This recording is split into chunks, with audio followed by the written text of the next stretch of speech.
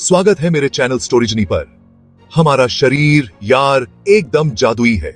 जब हम अपने शरीर को ध्यान से देखते हैं तो हमें एहसास होता है कि यह कितनी अद्भुत चीज है। हर अंग, हर कोशिका, हर तंतु एक साथ मिलकर काम करते हैं ताकि हम स्वस्थ और तंदुरुस्त रह सकें। छोटी मोटी चोट हो या बड़ा सा घाव, हमारा शरीर हर चोट को ठीक करने की क्षमता रखता है। एक छोटी सी खरोंच से लेकर गहरे घाव तक हमारा शरीर हर प्रकार की चोट को ठीक करने में सक्षम है। हमारा बदन अपने आप ठीक होने की अद्भुत क्षमता रखता है। यह प्रक्रिया धीरे धीरे होती है, लेकिन यह सुनिश्चित करती है कि हम फिर से स्वस्थ हो सकें।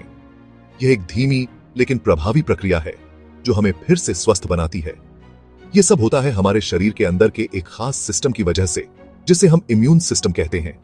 यह सिस्टम हमारे शरीर की रक्षा करता है और किसी भी प्रकार की चोट या संक्रमण से लड़ता है, जो हर तरह की टूट फूट को रिपेयर करता है और हमें फिर से तंदुरुस्त बनाता है। यह सिस्टम हमारे शरीर के हर हिस्से में काम करता है, चाहे वह बाहरी चोट हो या आंतरिक। इस प्रक्रिया में कई तरह के सेल्स और टिश्यूज मिलकर काम करते हैं, जैसे एक टीम। यह टीम वर्क ही हमारे शरीर को ठीक करने में मदद करता है। हर सेल का अपना एक खास काम होता है और वे सभी मिलकर काम करते हैं, और इनकी यही टीम वर्क हमारी सेहत का राज है। यह टीम वर्क ही हमारे शरीर को स्वस्थ और तंदुरुस्त रखता है। यह एक अद्भुत प्रक्रिया है जो हमें हर दिन देखने को मिलती है। सदियों से लोग इस बात से हैरान रहे हैं कि हमारा शरीर कैसे खुद को ठीक कर लेता है। प्राचीन समय से ही लोग इस प्रक्रिया को समझने की कोशिश कर रहे हैं। यह एक रहस्य था जिसे लोग समझ नहीं पाते थे। पुराने जमाने में पट्टियां बांधना और जड़ी बूटियों से इलाज करना, यह सब इसी नेचुरल हीलिंग प्रोसेस को मदद देने के तरीके थे।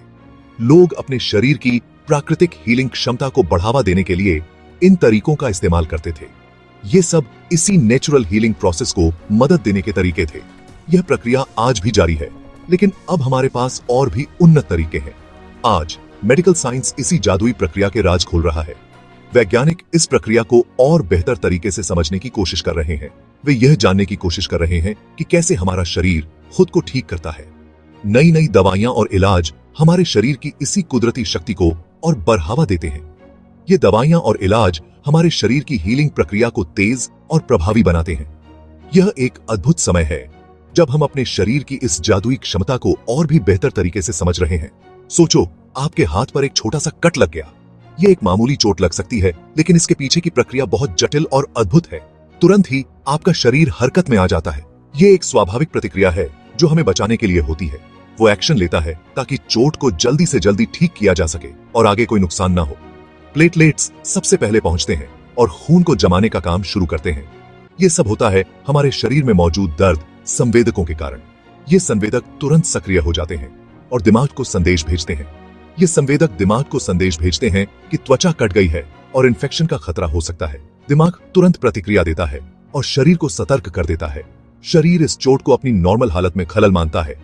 ये एक अलार्म सिस्टम की तरह काम करता है जो हमें खतरे से आगाह करता है।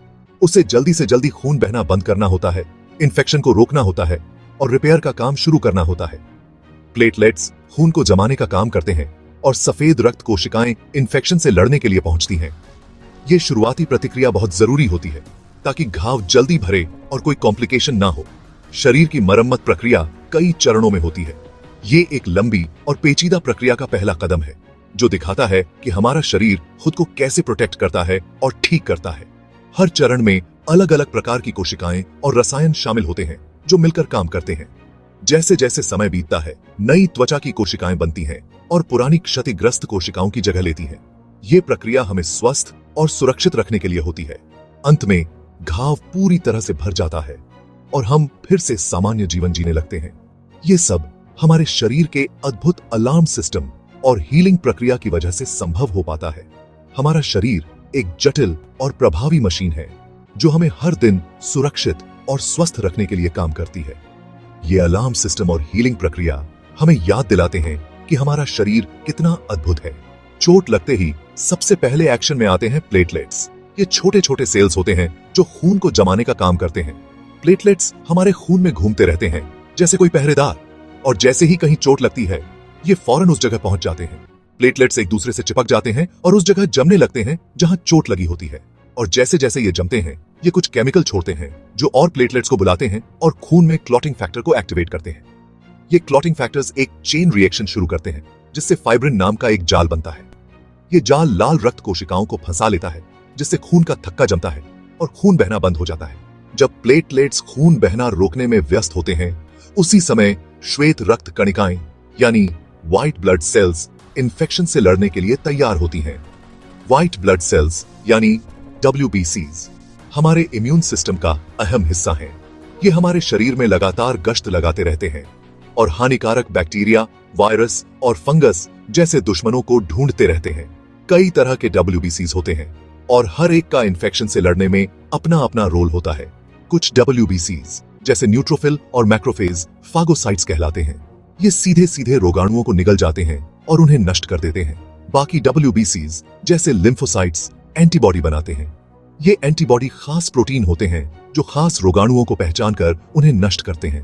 व्हाइट ब्लड सेल्स यानी WBCs खतरों को पहचानने और उन्हें खत्म करने में माहिर होते हैं। ये हमारे शरीर की रक्षा पंक्ति के सबसे महत्वपूर्ण हिस्से हैं। जब भी कोई बाहरी तत्व हमारे शरीर में प्रवेश करता है, WBCs तुरंत सक्रिय हो जाते हैं और उसे पहचानने की कोशिश करते हैं। उनके पास खास रिसेप्टर्स होते हैं जो रोगाणुओं की सतह पर पाए जाने वाले मॉलिक्यूल्स को पहचान लेते हैं। ये रिसेप्टर्स बहुत ही संवेदनशील होते हैं और किसी भी प्रकार के बाहरी तत्व को पहचानने में सक्षम होते हैं। जैसे ही ये रिसेप्टर्स किसी रोगाणु को पहचानते हैं, वे तुरंत एक सिग्नल भेजते हैं जिससे WBC सक्रिय हो जाते हैं। इस तरह वो अपने शरीर के सेल्स और दुश्मन सेल्स में फर्क कर पाते हैं। यह पहचान प्रक्रिया बहुत ही महत्वपूर्ण है क्योंकि इससे यह सुनिश्चित होता है कि WBCs केवल बाहरी तत्वों पर ही हमला करें और हमारे अपने शरीर के सेल्स को नुकसान न पहुंचाएं। यह एक बहुत ही जटिल और सटीक प्रक्रिया है। एक बार जब कोई रोगाणु पहचान लिया जाता है तो WBCs उस पर हमला करके उसे खत्म करने के लिए तैयार हो जाते हैं। यह हमला बहुत ही तेज और प्रभावी होता है। WBCs विभिन्न प्रकार के हमले कर सकते हैं, जैसे कि रोगाणुओं को घेरना, उन्हें निगलना या उन्हें रासायनिक रूप से नष्ट करना। फागोसाइट्स रोगाणुओं को निगल लेते हैं और उन्हें पचा जाते हैं, जिससे वो हानि रहित हो जाते हैं। यह प्रक्रिया फागोसाइटोसिस कहलाती है। फागोसाइट्स हमारे शरीर के सबसे महत्वपूर्ण रक्षक होते हैं और वे किसी भी प्रकार के बाहरी तत्व को निगलने में सक्षम होते हैं। दूसरी ओर लिम्फोसाइट्स एक अलग तरह का हमला करते हैं। लिम्फोसाइट्स दो प्रकार के होते हैं, B कोशिकाएं और T कोशिकाएं। ये दोनों प्रकार की कोशिकाएं मिलकर हमारे शरीर की रक्षा करती हैं। B कोशिकाएं एंटीबॉडी बनाती हैं जो खास रोगाणुओं से चिपक जाती हैं और उन्हें दूसरे इम्यून सेल्स द्वारा नष्ट करने के लिए निशाना बनाती हैं। एंटीबॉडीज बहुत ही सटीक होती हैं और वे केवल उन रोगाणुओं को निशाना बनाती हैं जिनके लिए वे बनाई गई हैं। T कोशिकाएं सीधे संक्रमित कोशिकाओं पर हमला करती हैं, जिससे रोगाणु को बढ़ने और फैलने से रोका जा सके। T कोशिकाएं बहुत ही प्रभावी होती हैं और वे किसी भी प्रकार के संक्रमित कोशिकाओं को नष्ट करने में सक्षम होती हैं। इस प्रकार WBCs की यह रणनीति हमारे शरीर को सुरक्षित और स्वस्थ रखने में महत्वपूर्ण भूमिका निभाती है। जहां WBCs इन्फेक्शन से लड़ रहे होते हैं, वहीं लाल रक्त कणिकाएं यानी रेड ब्लड सेल्स RBCs घायल टिश्यूज तक ऑक्सीजन और पोषक तत्व पहुंचाकर हीलिंग प्रोसेस में अहम भूमिका निभाते हैं। RBCs में हीमोग्लोबिन होता है, एक प्रोटीन जो फेफड़ों से ऑक्सीजन लेकर पूरे शरीर में घूमता है। सेल्स को जिंदा रहने और काम करने के लिए ऑक्सीजन बहुत जरूरी होती है। जब टिश्यूज को चोट लगती है तो उन्हें रिपेयर और रीजनरेशन के लिए ज्यादा एनर्जी की जरूरत होती है और इसलिए ज्यादा ऑक्सीजन की भी। रेड ब्लड सेल्स चोट वाली जगह पर ऑक्सीजन की सप्लाई बनाए रखते हैं, जिससे घाव जल्दी भरता है। अगर आपको यह जानकारी पसंद आई हो तो चैनल को सब्सक्राइब करना न भूलें। धन्यवाद।